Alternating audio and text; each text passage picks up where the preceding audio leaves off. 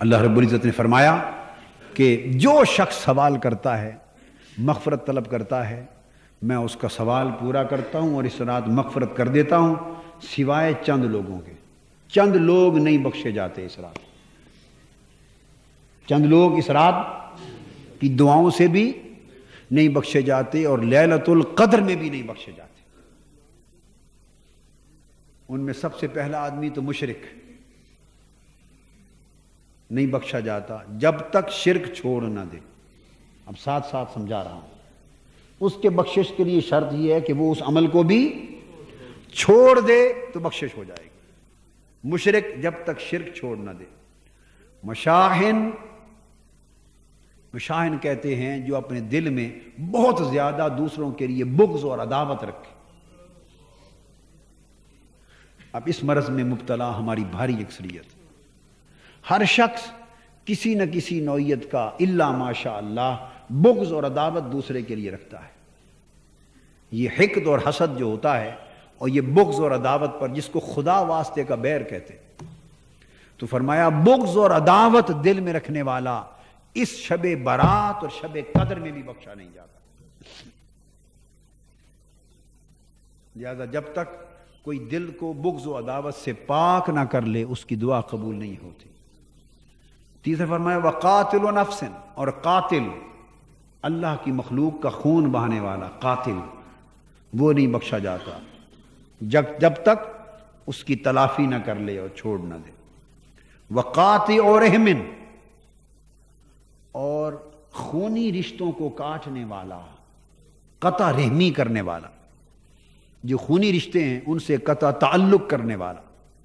یہ مرض بھی کثرت کے ساتھ پائی جاتی ہے کہ ہم لوگ قریبی خونی رشتوں کا حق ادا نہیں کرتے اور دور دور بڑی صدقہ خیرات اور قربانیاں کرتے ہیں، یعنی قریبی خونی رشتوں پر ظلم کرتے ہیں۔ اقتدار میں آ جائیں تو ان کو مرواتے پٹواتے بھی ہیں۔ وہ غربت میں پس رہے ہوں، ہم شہروں میں دھوم دھام سے خرچے کرتے ہیں، نیک نامیاں لیتے ہیں کہ بڑے سخی ہیں، اور قریبی غریب رشتہ داروں کے گھر چولہا نہیں جلاتے، اس کے گھر دانہ نہیں بھیجتے، روٹی نہیں بھیجتے، کھانا نہیں بھیجتے۔ الاقرب فالاقرب، جو جتنا قریب ہے اس کا حق بھی اتنا قریب ہے۔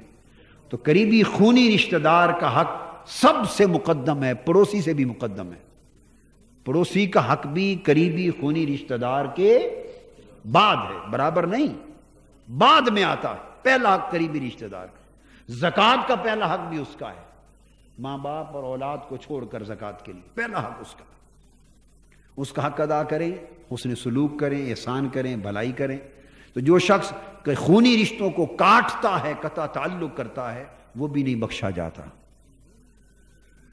اور پھر فرمایا وَمُسْبِلُ الْإِزَارِ، تکبر کے ساتھ اپنے کپڑوں کو نیچے لٹکانے والا۔ اشارہ متکبر کی طرف ہے، کیا؟ متکبر کی طرف۔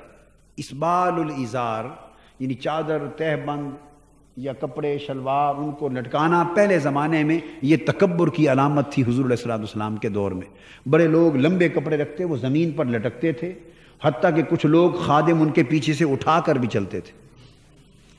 تو یہ ایک علامت تھی تکبر کی۔ تو اس طرف اشارہ ہے استعارہ کی زبان میں کہ متکبر بھی نہیں بخشا جاتا جب تک کہ تکبر سے پاک نہ ہو جائے۔